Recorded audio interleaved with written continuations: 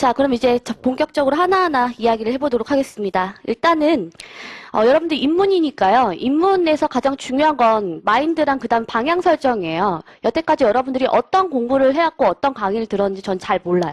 잘 모르지 않아요. 잘 알아요. 근데 그래서 여러분들이 그 생각이나 마인드가 굉장히 많이 바뀌어야 됩니다. 언어 논리에 대해서. 일단은 독해력이 굉장히 중요해요. 근데 여러분들이 이미 인문 강의에 여기에서 들으셨거나 지금 이제 들으려고 하는 친구들 같은 경우에는 그 정도는 어느 정도 공감을 하셨을 거라고 생각합니다. 근데 오히려 초시생들이나 낮은 점수 때보다 점수가 높은 친구들이 독해력에 더 욕심이 많아요. 그죠? 그건 뭐냐면 해보니까 알겠다는 거죠. 처음엔 몰랐어요. 처음엔 그냥 기본 강의 듣고 문제풀이하고 뭐 기출 분석하면 나도 다 되겠지 했던 거예요. 그런데 어느 순간 보니까 안 오르더라는 거죠. 딱 어느 순간에 딱 고정돼서 2011년까지는 한 60점대 후반, 그 다음에 요새 조금 쉬워져서 점수 올랐으니까 70점대. 이런 친구들은 굉장히 고민이 많을 수밖에 없어요. 한 3-4문제 맞으면 합격할 것 같거든요. 재경직 같은 경우에 5점만 오르면 나 합격할 것 같거든요. 근데 언어 논리 때문에 떨어지는 거예요. 제가 이제 얼마 전에도 그 음성 강의를 올려드린 것처럼 언어 논리 때문에 합격하진 않아요. 대부분. 제가 봤을 때. 그죠? 제가 그래서 언어 논리 때문에 합격하란 말은 잘 안 하는데, 왜냐면 언어 논리 때문에 떨어지는 케이스는 굉장히 많아요. 그래서 많은 분들이 열심히 하려는 거겠죠. 근데 처음엔 몰라요. 언어가 제일 자신 있고, 그리고 자료가 제일 어려워 보이거든요. 저도 자료를 제일 어려워해요. 자료가 되게 무서워요. 숫자가. 전 숫자의 바보기 때문에. 그래서 행시를 못 보는 거죠. 여러분들처럼 똑똑하지 못해서. 근데 어쨌든 간에 언어 논리 같은 경우에는 독해력이 이제 생명이다 보니까 개인적으로는 몰라요. 차이가 없는 것처럼 보이거든요. 70점대 혹은 60점대. 각각의 비슷한 점수대. 근데 굉장한 독해력의 차이가 있습니다.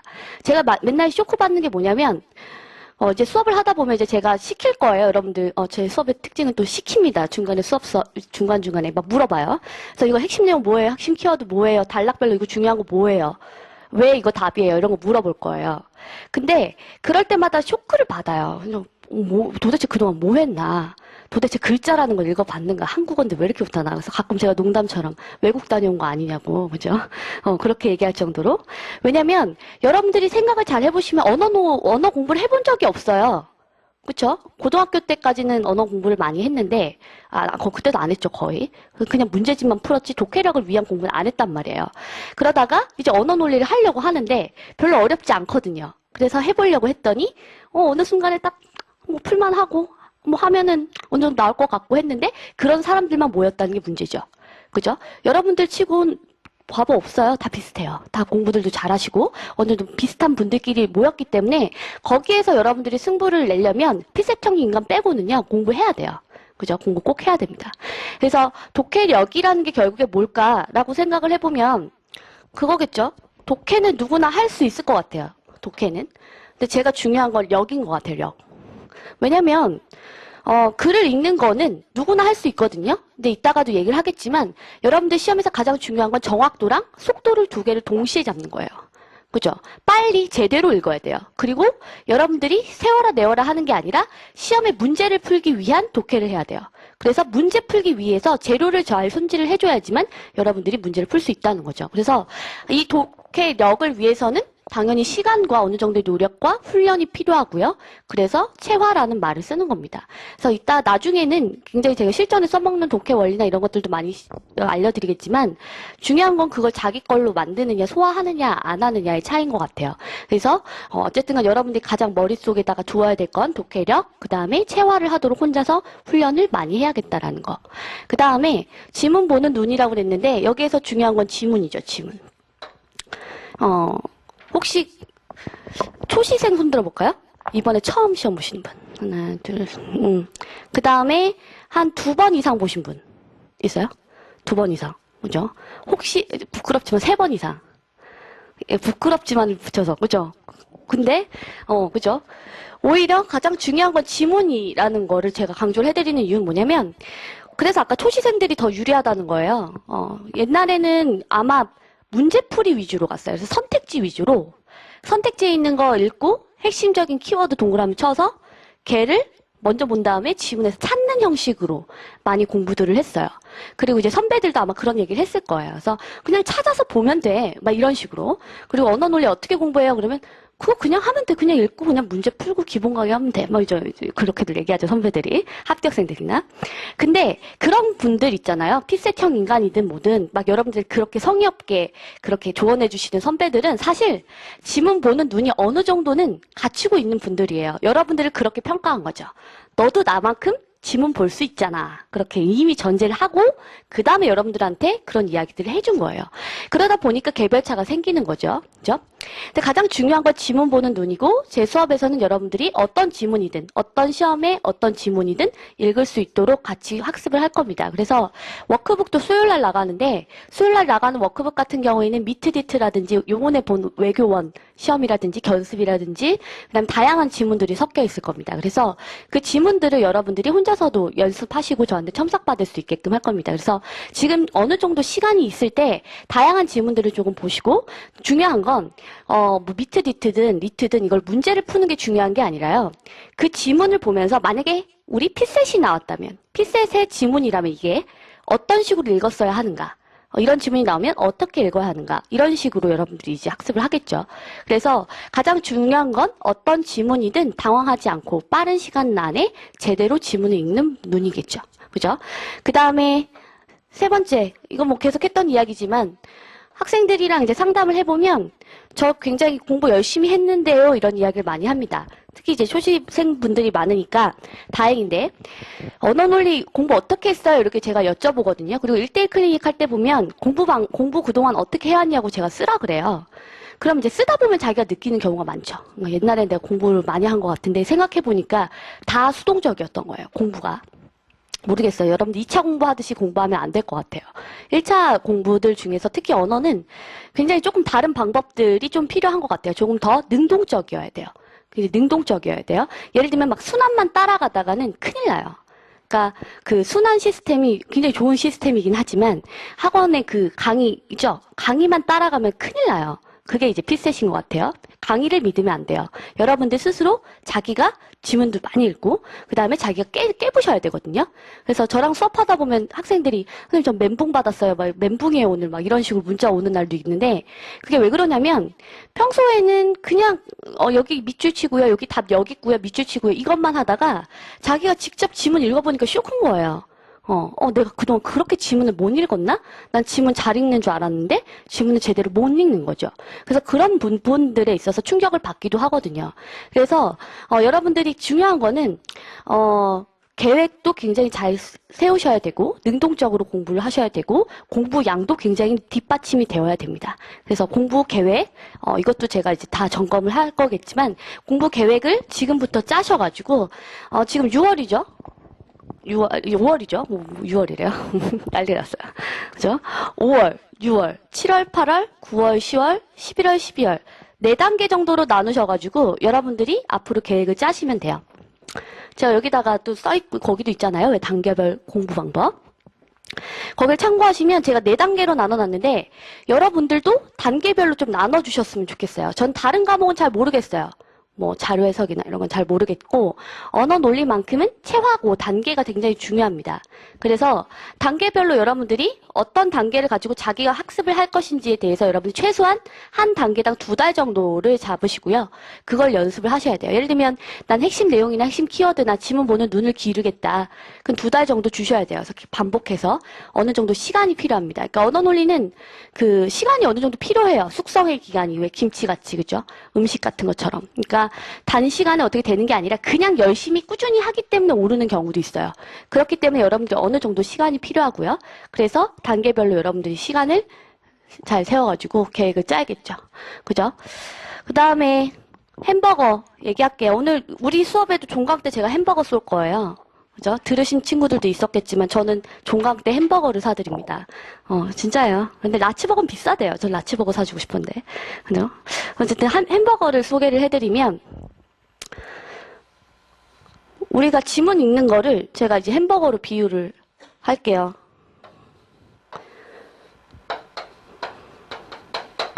보통 우리 피셋 지문 같은 경우에는 4단락 정도가 많이 나오죠. 그죠? 근데 이제 지문을 읽을 때 여러분들 이렇게 보면 단락을 잘 안 세요. 단락이 몇 개인지도 잘 모르고 그 다음에 그냥 통으로 읽어버리는 경우가 굉장히 많죠. 근데 독해의 기초는 여러분들 잘 아시다시피 단락을 구분하고 그거에 따라서 핵심적인 내용을 파악하는 게 가장 중요하겠죠. 그죠?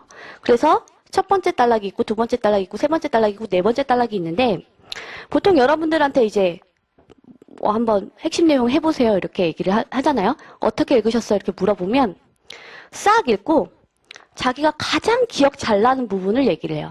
제대로 읽은 부분. 그러니까 균형 있게 이거를 얘기를 하는 게 아니라 여기를 열심히 읽었잖아요. 그러면 말하는 비중도 여기가 제일 높아요.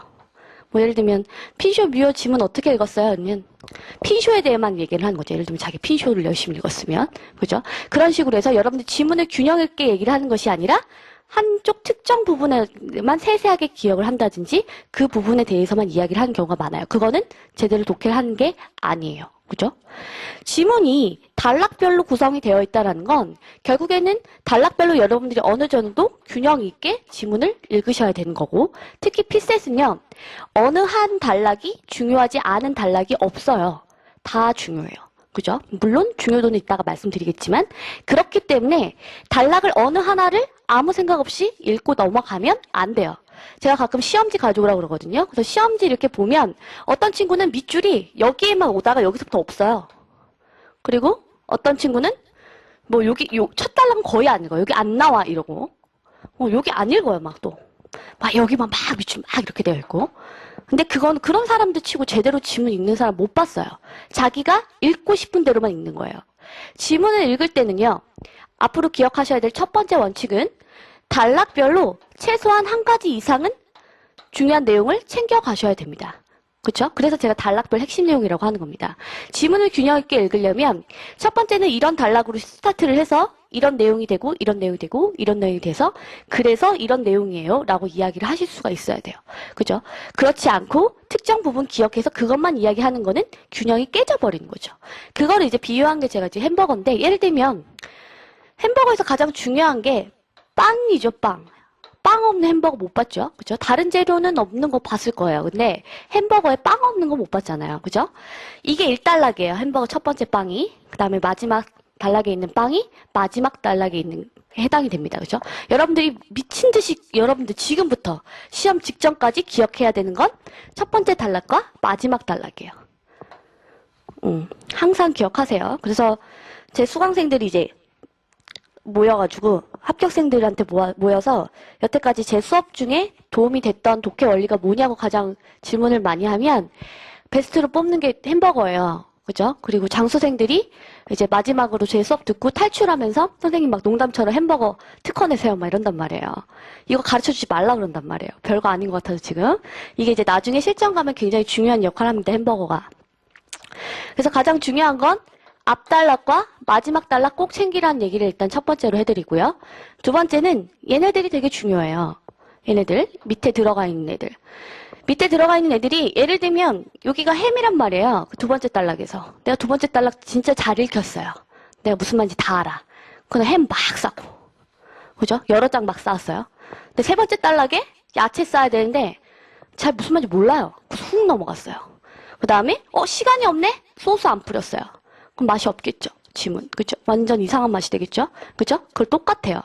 하나씩 챙겨야 돼요. 욕심껏 막 햄 막 여러 개 쌓고 야채 여러 개 쌓고 막 어떤 거는 안 뿌리고 그죠? 그러면 어때요? 지문 제대로 안 읽는 거죠. 그죠? 여러분들 머릿속엔 항상 햄버거라는 느낌으로 지문 읽는 건 곧 햄버거다. 내가 지문을 제대로 읽느냐 안 읽느냐는 햄버거라는 생각으로 하셔야 됩니다. 이따가 기출 가지고 다 해볼 거예요. 그죠? 그래서 햄버거 쌓는 듯한 느낌으로 균형 있게 가져가시고 마지막에 제일 중요한 건 요거를 다 챙기는 거죠. 이거 두 개를 다 특히 빵을 잘 챙겨서 이렇게 해갖고 그죠? 입에 맞게 가져가야 되잖아요. 여러분들이 너무 욕심이 많아서 세세하게 지문을 읽고 정보를 많이 가져버리면 햄버거가 너무 커지겠죠. 그죠? 그러면 여러분들 소화를 제대로 못해요. 지문을 제대로 소화해야 되는데. 그래서 항상 느낌상은 마지막에 제가 추리는 것까지 알려드릴 겁니다. 덜고요. 딱 자기가 소화할 수 있는 정도만 딱 입에다 넣는다는 느낌으로 지문을 그렇게 읽으셔야 돼요. 모든 지문을. 그래서 햄버거는 기억하시고 이 햄버거는 나중에 실전에 선지를 추린다든지 그죠? 사십 문제를 적용을 하고 효율적으로 운영하는 데 있어서 햄버거가 굉장히 중요하게 사용이 될 겁니다. 그래서 입문 단계에서는 여러분들한테 기억할 건 그냥 균형 있게 읽는다, 빵을 잊어버리지 않는다. 그죠? 그거 정도만 챙기시면 될 것 같습니다. 나중에 햄버거가 굉장히 다양하게 쓰일 겁니다. 그죠? 그래서 햄버거는 정말 중요합니다. 햄버거 잊지 마세요. 그 다음에 핵심 내용, 핵심 키워드에 대해서 말씀을 드리면 이걸 왜 말씀드리냐면 결국에는 답이 내는 선택지가 중요하잖아요. 요게 이제 선지 추리기가 있는 것처럼 나중에 실전 가면요. 선택지를 추릴 거예요. 5개를 1번부터 5번까지를 다 보는 게 아니라 1번부터 5번까지 중에서 봐야 될 선택지가 있어요. 바보처럼 1번 OX, 2번 OX, 3번 OX, 4번 OX, 5번 OX 다 근거 찾다가 언제 문제 풀 거예요. 그죠? 시간이 없죠? 그러니까 효율적으로 여러분들이 문제를 풀려면 1번부터 5번까지의 선택지 중에서 딱 봐야만 할 것 2가지, 3개까지만 추린 다음에 그 다음에 그걸 가지고 여러분들이 고민을 하고 답을 낼 거예요. 여러분들 친구들 중에 그런 친구들도 있잖아요. 언어 대땅 잘하는 애들, 막 피셋형인가 이런 애들이 그런 얘기를 한다면서요. 이게 냄새가 난다고 막 3번 선택지를 봤는데 막 이게 답이야. 이게 당연히 답이야. 그죠? 야, 이거 당연히 이거잖아. 너 뭐야? 말해서 여러분들 바보로 만들죠. 그죠? 근데 그게 왜 그러냐면요. 그 친구들은 일단 지문을 막 읽어요. 막 이렇게 쓱 읽다 보면 특정 부분이 이게 중요하거든요. 읽고 나면 걔네만 생각이 나요. 예를 들면 그 2012년도에 FOXP2 뭐 이런 지문 아실 거예요. 그걸 쭉 보면서 FOXP2가 반복되네? 얘가 결국 중요하다는 거네. 얘를 드디어 발견했고 얘를 드디어 찾아냈다는 거네. 그럼 얘가 제일 중요한 거네? 그럼 선택지 1번부터 5번까지 중에 FOXP2를 건든 녀석을 먼저 보자. 이렇게 들어갈 거예요. 그러면 선택지가 2개 정도 추려지거든요. 그러면 걔네들만 고민하고 넘어갈 거예요. 그죠? 그 다음에 또 하나는 뭐 예를 들면 핵심 내용을 다룬 선택지가 답인 경우가 되게 많아요. 그 2012년도에 보면 전통적인 장병 전술과 관련된 막 지문이 있어요. 그래서 뭐 일본은 어떻고 조총이 어떻고 그죠? 화기 기술이 어떻고 막 한자와 열라 나오고 막 그런 지문이 있어요. 말이 거치네요. 그죠? 정제가 안 됐어요, 제가. 소수서마다. 뭐 괜찮죠? 그래서 결국에는 그 막 어려운 지문 속에서도 되게 어처구니 없이 햄버거로 제가 나중에 할 거예요. 막 이렇게 보면 햄버거 마지막에 확인하세요. 그래서 빵 앞과 뒤만 챙길 거거든요. 그러면 여기서 답이 나와요. 신기하게. 여기에 핵심적인 내용이 다 집중이 돼 있거든요. 그래서 마지막 단락을 여러분들이 굉장히 소홀하게 읽고 넘어가는 경우가 있는데 사실 답은 어디에 집중되어 있는가? 마지막 단락에 집중이 되어 있어요. 그래서 마지막 단락을 열심히 읽어야 되는데 여러분들이 오늘 집에 가서 많이 확인을 해보세요. 기출 지문 가지고. 그럼 마지막에 결국엔 뭐라고 나와 있냐면 전통 정술의 우위 때문에 해전에서 승리할 수 있었대요. 그 내용이 여기 마지막에 나와요. 막 여기서 난리 났어요. 막 조선이 어쩌고 막 일본이 어쩌고 막 비교해요. 특히 뭐 여자분들은 그런 거 더 모르잖아요. 아니면 역사 막 이런 거 나오면 이제 짜증나잖아요. 그죠? 막 왔다 갔다 한자 써가지고 왔다 갔다 막 비교를 해갖고 열심히 막 동그라미 세모 막 쳤어요. 그거 어디서 또 배웠대요. 비교할 때 막 동그라미 치고 세모 치라고. 그래서 막 이거 했대요. 막 어지럽히고 나왔더니 응? 이렇게 되는 거죠. 1번부터 5번까지 되니까 일본 내용이 하나도 없는 거야. 자기는 일본을 열심히 챙겼는데. 없어요. 그래갖고 막 찾아요. 어딨지? 난리가 나는 거죠. 2번 문제였는데. 그래서 멘붕, 망한 거죠. 그죠? 근데 햄버거를 하면서 결국에는 핵심적인 내용이 뭐야? 이 사람이 이 글을 통해서 강조하고 싶은 내용이 뭐지? 라고 했더니 결국엔 조선의 전통장병 전술 때문에 우리가 해전에서 우위를 점할 수 있었다. 이게 핵심적인 내용이었어요. 답이 되는 선택지? 개였어요. 그죠? 되게 어이가 없죠. 어처구니가. 핵심 내용, 핵심 키워드만 찾았을 뿐인데 답이 나오는 거죠. 근데 여태까지는 세부적인 내용을 다 찾았단 말이에요. 조총 찾고 막 화기기술 찾고 뭐 하고 막 그러면서 그런 사람이랑 딱 핵심적인 내용 생각하면서 읽어가면서 특히 앞뒤에 햄버거 챙겨가면서 마지막에 답이 나와 하는 것만 기억하고 본 친구들과 굉장히 차이가 있겠죠. 그죠? 언어 논리는요. 답을 맞추는 것도 굉장히 중요하지만 에너지 싸움이에요. 쉬운 문제 여러분들 맞췄다고 좋아할 거 없어요. 누군가는 굉장히 빠르게 맞추고 도망가는 거죠. 이미 쩔로 가고 있는데 여러분들 혼자 막 낑낑대면서 찾았다? 그렇다고 해서 여러분들이 우위에 점하는 건 아니에요. 가볍게 풀 수 있는 문제는 굉장히 에너지를 아낀 다음에 넘어가야 되는 거고, 어려운 문제는 당연히 맞춰야 되는 거고. 그렇기 때문에 여러분들이 좀 더 효율적으로 에너지 아끼면서 하려면 핵심적인 내용, 핵심 키워드 질문하면서 읽으시고, 그 다음에 지문도 굉장히 가볍게 읽어야 되죠. 아셨죠? 그래서 여러분들한테 계속 핵심적인 내용, 핵심 키워드 이런 거 강조드리는 거고, 지문 보는 눈이 굉장히 중요하다고 계속 강조를 드리는 이유가 결국 지문만 잘 읽으면 선택지 1번부터 5번까지 다 볼 필요도 없는데 라는 거죠. 그죠? 그래서 저도 항상 시험을 보기 때문에 저는 자신 있게 얘기할 수 있어요. 실전을 해봤기 때문에 여러분들이 어떻게 시험을 보는지 알 수 있어요. 저 굉장히 오래 봤거든요. 2006년부터. 그러면 시험을 많이 봐보고 시험장에서 해보면 결국에는 써먹을 수 있는 게 있고 안 써먹을 수 있는 게 있어요. 가끔 여러분들이 이제 노트 같은 거 막 가져오시거든요. 그동안 연습한 거, 공부한 거. 막 문제 유형별로 막 장난 아니에요. 막. 이 문제는 이렇게 푸는 거고, 부합은 이렇게 푸는 거고요. 추론은 이렇게 푸는 거고, 알 수 있는 거는 이렇게 푸는 거고. 다 필요 없어요. 지문만 제대로 읽으면 돼요. 어떻게 문제 유형별로 그렇게 다 칼같이 읽는 방법이 달라집니까? 당연히 아니죠.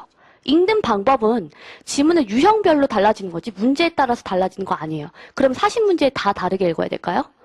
아니라는 거죠. 그죠?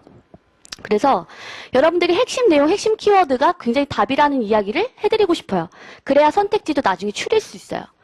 그래서 이게 1번이라고 제가 말씀드린 거는 입문 강의 때 여러분들이 6번 강의를 저랑 듣고 한 2번, 3번 정도 저랑 만나면서 첨삭도 받고 상담을 받으면서 이 핵심적인 내용, 단락별 키워드, 그 다음 전체 핵심 내용만 제대로 파악하셔도 나중에 여기 가서 버벅대지 않아요. 작년에 저한테 겨울에 특강 받았던 친구들은 요거를 막 뒤에서 막판했어요. 그래서 이제 제가 나중에 막 보여드린단 말이에요. 실전 가서. 자, 1번부터 5번까지 몇 번 봐야 돼요. 3번만 보면 되죠. 이거 그래서 3번이 답이에요. 뭐 이런 식으로 넘어가요. 그러니까 이제 친구들이 신기하거든요. 그리고 수업 중에 보면 누군가는 굉장히 잘해요. 잘 적용해요. 그래서 엄청 빨라져요. 문제풀이 속도가. 그래서 나도 적용하고 싶은 거예요. 근데 안 돼요. 왜? 핵심적인 키워드, 핵심 내용을 모르니까 핵심 키워드, 핵심 내용을 담은 선택지 고르세요. 이게 안 되는 거예요. 저랑 똑같이 선택지를 추리려면 핵심적인 키워드나 핵심적인 내용을 알아야 되는데 그게 불일치가 되다 보니까 안 되는 거예요. 너무 하고 싶은데. 그죠? 그래서 이번에도 그랬던 것 같아요. 이번에도 마찬가지였고 2013년은 더더욱 그랬어요. 2012년 때 제가 특강하면서 선택지 추리는 거 하면서도 사실은 불안했거든요. 그죠? 만약에 그거 제대로 안 되면 저 올해 망하는 거잖아요. 그죠? 여기 못 왔겠죠. 그죠? 여기서 여러분들 못 만나요. 그죠? 어떻게, 망하는 거잖아요. 저도 시험지 완전 쫄았어요. 안 통하면 어떡하지? 근데 더 잘 통했어요. 2012년보다. 2013년이 더 잘 통했고, 그래서 90점 맞은 친구들도 되게 많아요. 그래서, 모르겠어요. 합격생들이 더 많으면 저는 그렇게 생각하거든요. 일단 오른 사람이 있다는 게 굉장히 중요한 거고요. 올랐다는 거, 안 오를 것 같은데 언어가 올랐다는 게 중요하고, 그 다음에 합격했다는 게 중요하고.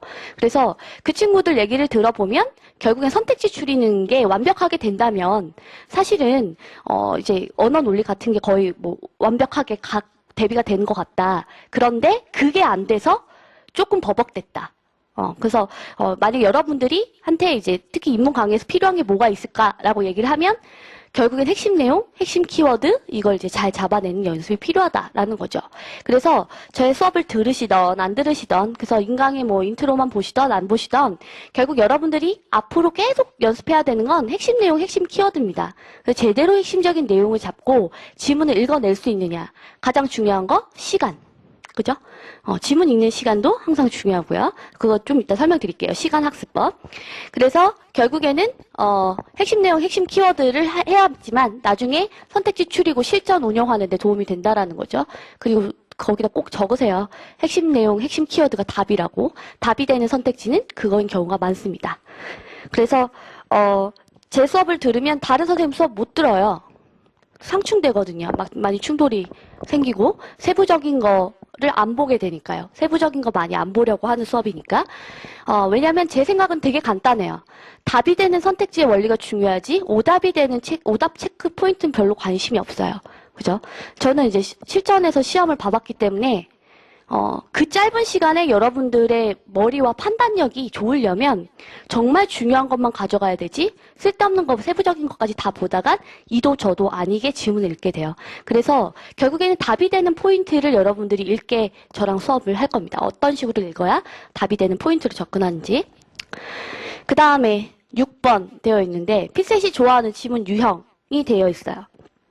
사실 이게 제일 중요한데 그죠? 왜냐면 여태까지는 여러분들이 지문을 읽을 때 소재별로 접근을 했을 겁니다. 소재별로 접근을 한 경우가 많아요. 나는 과학이 약해. 나는 철학이 약해. 그래서 난 인문이 약해? 이런 식으로 접근을 하는 경우가 많은데 그러다 보면 결국에는 난이도를 굉장히 많이 타고요. 그리고 제재가 내가 모르는 게 나와버리면 완전히 당황해요. 과학이라고 생각해가지고 막 뛰어넘는 사람들도 있어요. 나 과학 완전 싫어 이러면서. 저도 과학 되게 싫어해요. 저 과학 되게 못해요. 제가 계속 강조하지만 저는 되게 바보라서 어떤 배경 지식 이런 거 별로 없거든요. 그래서 예를 들면 이제 지문을 이해를 할 때 배경 지식 혹은 상식으로 절대로 읽지 않아요. 그러면 결국에는 망해요. 난이도 타고요. 내가 익숙하지 않은 제재가 나오면 또 틀려요. 그럼 안 되겠죠. 그렇죠? 객관적으로 지문 읽는 눈이 있으면 내가 처음 보는 정보든 어쨌든 간에 여러분들이 습득을 하실 수가 있어요. 그래서 제재별로 여러분들이 접근하시는 게 아니라 지문의 유형별로 접근을 하시는 겁니다. 예를 들면 그런 거죠. 피셋에서 되게 좋아하는 게 일단 3가지 정도가 되는데 주장형이 쉬우니까 요거부터 가도록 합시다. 주장형. 자, 이거는 이제 수업 시간에 다 이거를 지문 유형별로 학습을 할 겁니다. 읽기 전략, 그 다음에 어떻게 읽어야 될지, 그 다음에 여태까지 어떤 식으로 기출이 나왔는지 이런 걸 설명을 해드릴 건데 일단 가볍게 얘기를 드리면 얘는 타 견해를 소개를 하거나 그러니까 예를 들면 그런 거죠. 뭐 소크라테스는 어떻게 얘기를 했다. 보호관리주의자들은 뭐 이렇게 얘기를 했다. 어떤 주의자들 이렇게 얘기했다. 구조주의자들은 이렇다. 이런 식으로 얘기하는 거. 그다음에 A학파들은 이렇게 얘기했다. 원자론자는 이렇게 얘기했다. 이렇게 타견해를 소개를 해요. 그 다음에 필자의 생각이 드러난 경우가 있어요. 그죠? 필자가 보이든 안 보이든 간에 자기의 견해를 설명을 하는 경우가 있어요. 논설문이죠, 여러분들. 쉽게 얘기하면. 논설문. 기억나죠? 그죠? 어렸을 때 한 거. 필자의 어떤 이야기. 당연히 이 사람의 주장이 있겠죠. 하고 싶은 말이 있을 겁니다. 그죠? 타견에도 마찬가지예요. 우리 대표적인 거, 라투르가 있어요. 라투르. 그냥 나중에 이따가 할 거예요. 이따가 다 이거 유형별로 할 거예요. 좀 이따가. 라투르가 있어요. 예를 들면 라투르는 이렇게 말했다요. 그래서 이렇게 주장했고 이렇게 비판했고 이런 식으로 생각했다. 말했다. 이런 것도 있죠.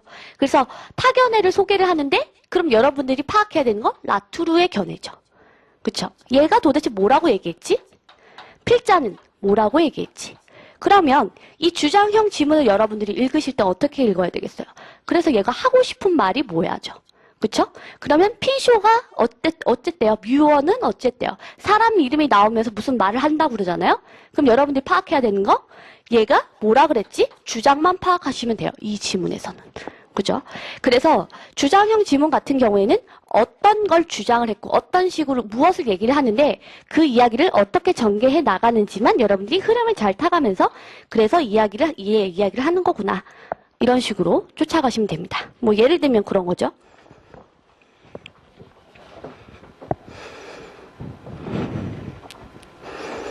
뭐가 좋을까요? 쉽게 얘기하면 언어 논리 공부 열심히 하자. 그죠? 미리미리 준비하자. 라는 말을 결국 필자가 하기 위해서 얘를 그냥 쉽게 뚝 던져주진 않을 거 아니에요. 그죠? 여러분들 수능 지문이 쉬운 이유는 얘가 약간 보여요. 그래서 가장 힘센 문장이 보여서 걔를 딱 밑줄 치면 얘가 필자가 하는 말이거든요. 근데 피셋은 잘 안 보여요. 그죠? 잘 안 보여요. 그래서 사실 이 이야기를 하기 위해서 쭉 흘러올 겁니다. 그래서 1단락에서는 무슨 얘기를 할 거냐면 그래도 결국에는 언어 논리라는 말을 해줘요.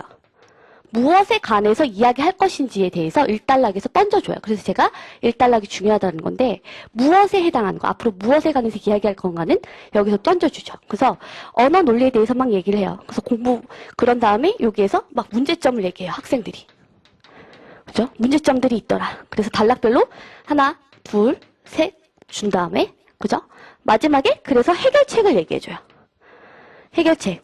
근데 이 문제점들도 어느 정도 여러분들이 가지고 가서 그 해결책이 이렇게 대응되는 형식으로 해결책을 줄 거예요. 그런 다음에 필자가 정말 하고 싶은 건 그래서 미리 준비해야 된다. 이렇게 해서 끝나버려요. 그죠? 핏셋형 지문, 핏셋 지문 같은 경우에는요. 이렇게 뭔가 딱딱딱딱 구조적으로 전개가 되면서 필자가 하고 싶은 말이 어디에? 맨 마지막에 집중이 되어 있어요. 그래서 아까 제가 계속 중요하다고 한 거 여기랑 여기라고 그랬죠. 그러면 언어 논리에 관해서 이 필자가 얘기를 하는 건데 그거에 대한 결론이 어디 있어요? 마지막에. 그죠? 근데 여러분들 여태까지 글을 어떻게 읽었냐면 요 부분에 집중했단 말이에요. 여기에. 여기가 중요한 것 같거든요. 막 되게 어려운 얘기가 나와요. 독해란 막 이러면서 독해는 뭐가 있고 문장 단위와 뭐가 있는데 학생들이 인식하는 단위는 뭐가 있고 인지를 했을 때 막 이런 얘기가 나오니까 어려운 단어 막 인지 막 나 이 단어 어려워 이러면서 밑줄을 친단 말이에요. 그죠? 근데 여기에서 밑줄 치다가는 물론 선택지가 여기서 나오긴 하겠죠. 근데 얘는 답이 아닐 거예요. 세부적인 거니까. 주장형 지문에서 답이 되는 건 필자가 하고 싶은 말. 그래서 무슨 이야기를 더 전달하고 싶은가? 필자의 주장. 그래서 주장형 지문에서 여러분들이 봐야 되는 건 필자가 그래서 하고자 하는 말이 뭐야? 주장이 뭐야?를 가지고 가시는 겁니다. 그 다음에는 설명형 주장이 있어요.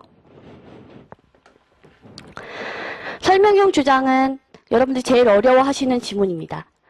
왜냐면 지식과 정보가 제일 많은 지문이에요. 그래서 과학 같은 것들도 여기 굉장히 많이 들어가 있고 그런 거 있죠. 뉴런의 활성화라든지, 아까 얘기했던, FOXP2 지문이라든지, 뉴런의 활성화. 이런 지문들, 이런 것들이 되게 많고요. 아까, 조총 이런 얘기 했죠? 역사 지문이라든지, 사신도 기억나십니까? 뭔가 그 역사 관련된 지문이나 이런 지문들이 굉장히 많아요. 그래서 학생들이 제일 어려워하는 게 바로 이 지문이고요. 필셋에서 가장 많은 비중을 차지하는 게 바로 설명형 주장입니다. 그죠? 그래서 설명형 주장 같은 경우에는 여러분들이 읽으실 때 포인트는 여기다 주셔야 됩니다. 그래서 제가 설명형 주장이라고 얘기를 했겠죠. 그죠? 자, 설명은 짱 많아요. 완전 많아요. 그래서 완전 지식이 포화상 되고 여러분들이 이해를 하려고 노력을 해요. 예를 들면 그런 거죠. 아까. 언어, 뉴런의 활성화 이런 거 읽으면서 뉴런의 활성화 얘기하면서 뇌부위가 어쩌고 나와요. 연결고리가 어쩌고 머릿속에 그려요. 그리고 나중에도 또 얘기하겠지만 실험 지문 같은 거 나오면 관다발 식물을 그리고 있어요. 옆에다가. 그죠? 읽으면서 분명히 있어요. 100%. 시험장 가서 뿌리가 어디지? 이러면서 여기 그리고 시험장에서 난리가 나요. 그림 그리고 난리가 났어요. 그죠? 그게 사실은 이해를 원하는 지문이 아니에요. 우리 시험은. 딱 원하는 정보만 여러분들이 추릴 수 있느냐인데, 자, 여기에서 제가 주장이라는 말을 쓴 이유는 그 중에서도 특히 필자가 설명 중에서도 더 강조해서 이야기하고 있는 것이 있다라는 겁니다. 우리 나중에 수업 시간에 하겠지만 전제전과 공화전 관련된 지문이 있어요. 그죠? 그런 거 들어봤을 거예요. 파시즘 관련된 지문이 있어요. 진짜 장난 아니에요. 이런 지문들 실전에서 맞이하면 저도 기억이 납니다. 시험장에서 뭐야 이러면서 어쩌라는 거지, 그죠? 파시즘 어쨌다는 거지. 고전적 독재랑 비교를 하고 난리가 나요. 근데 파시즘만 정보를 주는 게 아니에요. 고전적 독재도 정보를 줘요. 정보가 미친 듯이 나오는 거죠. 그럼 그거 어떻게 하고 외울 거예요? 저 외우는 분도 봤어요. 그죠? 진짜로 외운대요. 이렇게 하고 시험지를 이래서 외운대요. 그런 다음에 외운다는 느낌으로 보고 체크를 한대요. 가능합니까 그게? 말이 안 되죠. 그죠? 여러분들 머리가 그렇게 좋진 않아요. 저보다 좋지만 그 정도는 아니에요. 그래서 불가능합니다. 불가능해요. 그래서 지식을 추리는데요. 팁만 알려드리자면 파시즘 같은 경우에서도 비교를 할 때는 주인공만 챙기면 돼요. 파시즘이랑 고전적 독재에 비교를 하지만 제가 아까 햄버거를 통해서 주인공이 여기 첫 번째 단락 나온다고 그랬죠. 무엇에 관한 것인지. 그럼 이 첫 번째 단락에서 무엇에 관한 주인공이 뭐지?가 첫 번째 단락이 나와요. 파시즘은 이라고 스타트가 되어 있고 파시즘과 다른 거랑 혼동하지 말라고 그랬으니까 주인공은 파시즘이죠. 그러면 파시즘만 밑줄 치는 거예요. 여러분들 정보를 밑줄을 칠 때 두 개를 다 동시에 밑줄 치는 게 아니라 비교를 할 때 무조건 한쪽 편에 씁니다. 그래서 아까도 일본이랑 조선 비교했잖아요. 그때도 일본을 밑줄 치는 게 아니라 조선을 밑줄 쳐야 돼요. 그런 식으로 해서 비교를 할 때도 한쪽 편에다가 딱 쓰는 거예요. 주인공을. 근데 그 주인공은 어디에? 첫 번째 단락에 있어요. 그래서 1단락에는 자, 1단락에는요, 항상 주인공이 들어가요. 글의 주인공. 여러분들이 앞으로 밑줄을 치는 게 도대체 어떤 애를 밑줄을 쳐야 하는가. 그죠? 그냥 밑줄 다 칠 수 없잖아요. 아까 얘기했던 것처럼 파시즘이나 고전적 독재 나오면 고전적 독재도 밑줄 치고 파시즘도 밑줄 치는 게 아니라 뭐만? 파시즘만. 파시즘이 주인공이니까. 그 다음에 이따가도 볼 지문이지만 라투르가 뭐라고 얘기했대요. 주인공. 라투르예요. 그럼 라투르만 밑줄 치는 거예요. 그 주인공이 나오는 게 첫 번째 단락이기 때문에 여러분들이 밑줄 칠 수 있는 대상을 정해주는 건 여기에 있어요. 그 다음 두 번째는 구조를 잡아줄 거예요. 논쟁이나 논란이 있으면 뭐 두 학파로 나눈다든지 A 학파하고 B 학파가 어떤 논쟁을 벌였다든지 그럼 여러분들이 이거 구조적으로 다음 단락 딱 훑어보니까 두 번째 단락에 A 학파 나오고 B 학파 나온단 말이에요. 이거 비교네. 그쵸? 이런 식으로 읽기 전략을 잡거나 구조를 잡는데 힌트. 이게 1단락이 있어요. 그 다음에 핵심 내용. 제가 아까 마지막에 집중되어 있다고 했죠? 첫 번째 단락이 있는 경우가 굉장히 많아요. 예를 들면 그 막 언어 막 바꾸는 지문이 있어요. 뭐죠? 혼용어 쓰고 막 그리스어 썼다가 다시 언어 막 바꿨다는 내용이 있어요. 그 지문도 막 난리가 나거든요? 알렉산더인가? 하고 막 난리가 나요. 그거 어떻게 다 챙길 거예요. 근데 사실 첫 번째 단락에 마지막 줄에 보면 항상 비슷하게 나오는 것 같아요. 첫 번째 단락에 요 끄트머리쯤에 되면은 그래서 언어를 자주 바꿨대요. 그런 다음에 요게 핵심 내용이거든요. 그 다음에 두 번째, 세 번째, 네 번째에 보면 다시 한번 그래서 여러 번 바꾸었다. 이거 햄버거죠. 햄버거. 마지막에도 핵심 내용이 나와요. 그럼 결국엔 첫 번째 단락에 이미 핵심 내용이 좁다는 거예요. 그리고 답이 되는 선택지도 여러 번 언어를 바꾸었다가 들어간 선택지가 답이었어요. 핵심 내용이 첫 번째 단락에 있다는 거죠. 그죠? 그러니까 항상 여러분이 첫 번째 단락을 제대로 읽어야 되는데 설명형 주장도 마찬가지예요. 설명형 주장에도 첫 번째 단락이 이미 여러분들이 어떤 정보를 위주로 읽어야 될지가 들어가 있어요. 그래서 전략을 짜거나 아니면 여러분들이 어떻게 읽어야겠다라는 거를 판단하려면 어디를 첫 번째 단락을 굉장히 전략적으로 잘 읽어야 합니다. 그래서 제가 항상 학생들한테 이제 강조하는 것 중에 하나가 첫 번째 문장, 두 번째 문장은 의식적으로 씹어먹으라고 그러거든요. 그죠? 어떤 친구가 막 글 올려놨던데 제가 씹어먹는다는 표현이 웃긴가 봐요. 근데 씹어먹어야 돼요. 그죠? 씹어먹는다는 건 단순히 밑줄 치고 글자를 읽는 게 아니라 이렇구나. 그러니까 예를 들면 그런 거죠. 인문학의 중요성을 강조하는 사람들은 흔히 인간이란 정신적 존재이기 때문에 참다운 인간적 삶을 위해서는 물질적 욕구의 충족을 넘어서서 정신적 풍요로움을 누려야 하며 이 때문에 인문학은 필수적이라고 주장한다. 이게 한 문장이거든요. 근데 한문학 자체를 이렇게까지는 아니더라도 의식적으로 내가 굉장히 꼼꼼히 읽는다라는 생각으로 첫 번째 문장을 읽으시면서 머릿속으로 많은 생각을 해야 돼요. 이거 핵심 키워드 이거네. 이거와 관련된 지문인가 보다. 인문학의 중요성에 관한 글인가 보다. 이런 식으로 해서 핵심적인 키워드나 그리고 이 지문 유형은 주장형인가 보네. 그럼 난 이렇게 읽어야겠다라는 생각을 그걸 읽으면서 막 해야 돼요. 바닥바닥 돌아가야 돼요. 읽기 전략을. 그렇기 때문에 항상 첫 번째 단락의 첫 번째 줄, 두 번째 줄. 첫 번째 단락이 굉장히 중요하다는 얘기를 계속 강조를 하는 겁니다. 그거를 안 하면 설명형 주장을 풀 수가 없어요. 아까 파시즘이 중요하다는 거 몰랐잖아요. 이게 주인공인지 몰랐으면 밑줄 치는 게 굉장히 많아요. 고전적 독재도 밑줄 치고 뭐해도 밑줄 치고 뭐해도 밑줄 치고 하면 처음부터 끝까지 다 하면 다 밑줄이에요. 다 밑줄. 그리고 밑줄은 다 쳤는데 기억은 안 나요. 뭐 읽었는지. 그럼 당황해요. 시험장에서. 아직 시험장 안 들어가신 분들이 많으니까 말씀을 드리자면 되게 무서워요. 막 손이 막 오돌돌돌 떨리고요. 안 그럴 것 같죠? 여러분도 공부 잘했으니까 안 그럴 것 같죠? 손이 막 바달바달 떨려요. 막 내가 지문 읽다가 어느 순간 딱 막히잖아요? 그러면 눈이 새하얘지면서 막 떨려요. 떨리고 식은땀 막 나고 막 어떡하지? 하면서 막 왔다 갔다 해요. 막 정신이 하나도 없어요. 그래서 막 집에 가고 싶고 막 그래요.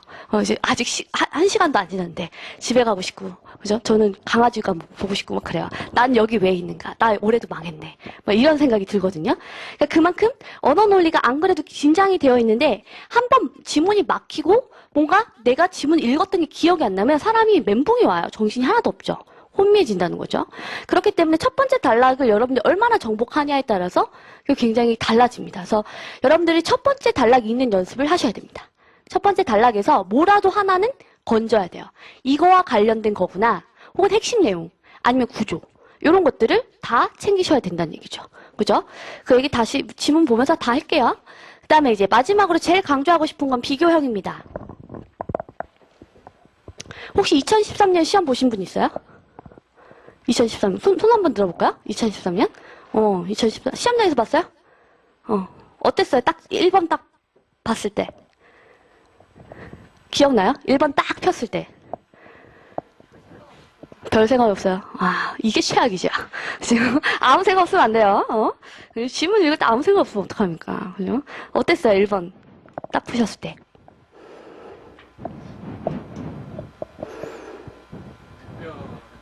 기억이. 일반적인 유형. 보통 딱 시험지를 피면 뭐부터 보세요?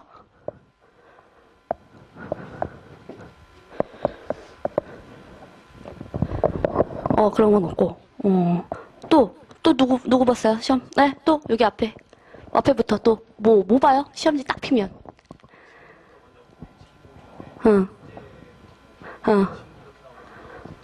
지문이 어떻게 나올 것 같아요?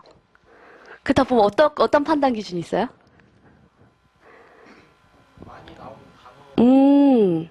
그게 이제 중요할 것 같다. 좀 잘하네요. 그죠? 그 다음에 또 뭐 봐요? 그 다음에 어떻게 해요? 딱 이제 보니까 뭐가 반복되는 키워드가 보여요? 그걸 보고 잡고.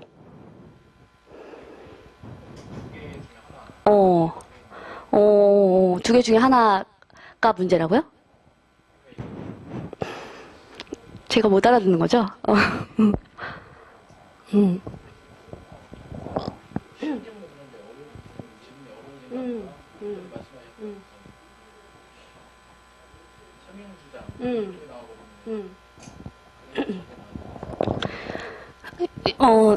1번 어땠어요? 1번.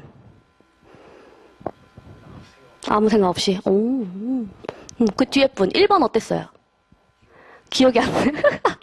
다 공통적이죠. 그죠? 1번은 다 기억 없이 풀어요. 그죠? 왜 그러냐면 아무 생각 없이 풀었기 때문인 거죠. 그죠? 1번이 가장 전략적으로 풀어야 되거든요? 그러니까 아무 생각 없어서 여기 온 거예요. 알겠죠? 1번 아무 생각 없이 풀면 안 됩니다. 1번이 가장 전략적으로 가장 많은 생각을 하면서 풀어야 돼요. 그래야 긴장이 풀리는 거죠. 그죠? 자, 여기 나와 있어요. 보면서 할게요. 어디 있냐면, 자, 그 비교형이라고 나와 있는 거 볼게요. 여기 첫 번째 페이지에. 2013년 올해 거 시험 문제입니다. 2013년. 올해 1번 문제예요, 얘가. 근데 이게 책형 상관없어요. 어쨌든 똑같이 1번에 비교형 지문이 둘 다 걸렸어요. 그래서 결국에는 고려 전기까지 막 이런 거 이상한 지문 걸렸던 친구들도 있을 거고, 그죠? 요게 걸렸을 수도 있겠는데 결국 중요한 건 제가 1번을 보면서 많은 생각을 하라 그랬어요. 어떻게 읽어야 될지. 왜냐면 긴장되기 때문이에요. 긴장도 풀어야 되고 항상 1번은 워밍업이어야 되고 긴장도 풀고 정확도도 챙기고 그 다음에 남들한테 말리면 안 돼요. 그죠?